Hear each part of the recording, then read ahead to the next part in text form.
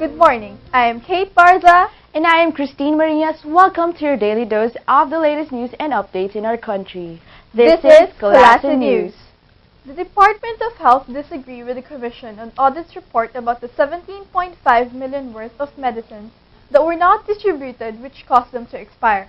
According to them, the expired medicines only amounted to 6 million pesos. The stockpiling of medicines was for the outbreak of the pandemic H1N1, which did not happen. Rizal Zoleta has the full story. According to a Commission on Audit report of 2009, 17.5 million worth of expired medicines were stockpiled to prepare for a flu epidemic. The Department of Health had an excessive buying of medicines for the emergency preparedness for the H1N1 virus. What you do is you stockpile medicines, flu medicines at the what do you call that flu medicine? And the Tamiflu, that's the name of the medicine. And of course, we did not have an epidemic at that time. So COA reported that as oversupply. It's not an oversupply because it's what you actually stockpile in case the epidemic breaks out. So when there's an epidemic, you must have excess supply and then distribute it. The Commission on Audit will not give any comment about what the DOH said and will stand to its report. Tamiflu is a medicine for flu treatment and flu prevention, but it is not a substitute for flu vaccine. According to the Department of Health, there are hospitals that were inspected, but the medicines that were overstocked are for the pandemic A or H1N1. Most of these hospitals actually were inspected at the time that 2 deliveries came in, a third quarter, and a fourth quarter. So when they were inspected, they looked like they had an oversupply. The DOH said that when they order medicines, they always release the old stockpile of medicines in the hospitals and drugstores before releasing the new delivered ones. So I would think, if it was not given, kasi none to lose eh. If you give it, do you harm the people who received it? You did not harm them. So I would say, what if? It was a what if in 2009 when it was procured, diba? It was a big what if as a clinician. If given, you didn't lose anything.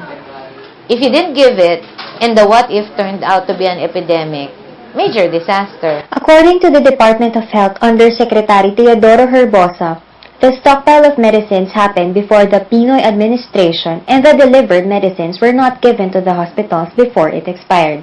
The DOH said that they will be improving the stockpile of drugs and medicines for this year and they will monitor the deliveries that will come in the department to inform the hospitals about the expiration of the medicines before they give it to the patients. This is Rizal Zoleta of St. Scholastica's College, Manila, News and Public Affairs.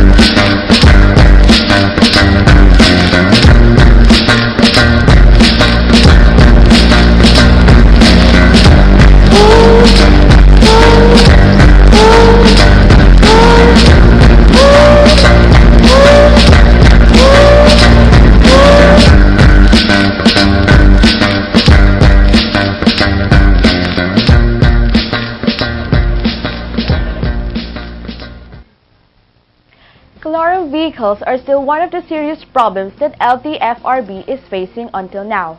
These vehicles, especially the green-plated ones, do not undergo maintenance inspection from the board, which poses great risk to all commuters.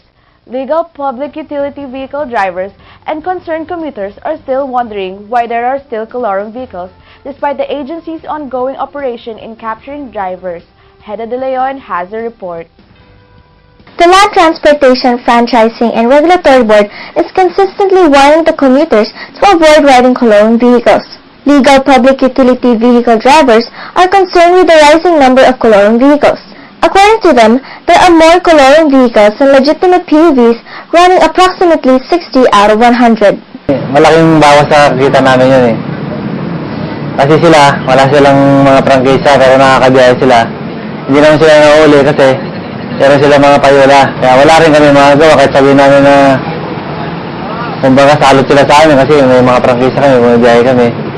Ang problema nga, nakapayola sila. Kaya gusto yung kikitain namin na madadagdagan. Nababawasan kasi dumadami yung mga kalurong na katulad nila eh.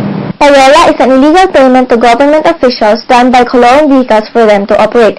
According to legal PUV drivers, private vehicles that operate as coloring vehicles possess stickers such as the Tiger and the Smiley, wherein they will not be apprehended by traffic authorities because these stickers indicate that they are regularly paying the payola. LTFRB is asking the commuters to report coloring vehicles through their 24/7 hotlines, and you may also text LTO help to 2600 to verify the plate number of the vehicle. LTFRB is open to showing the public their documents of the driver, such as their franchise and other information about the driver.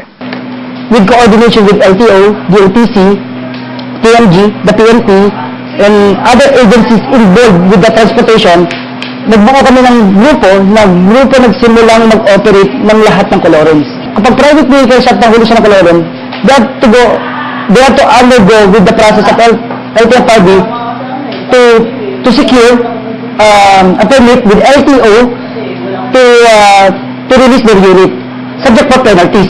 If caught, the driver's license is suspended for 6 months and is fined 6 to 12,000 pesos for the release of the plate number.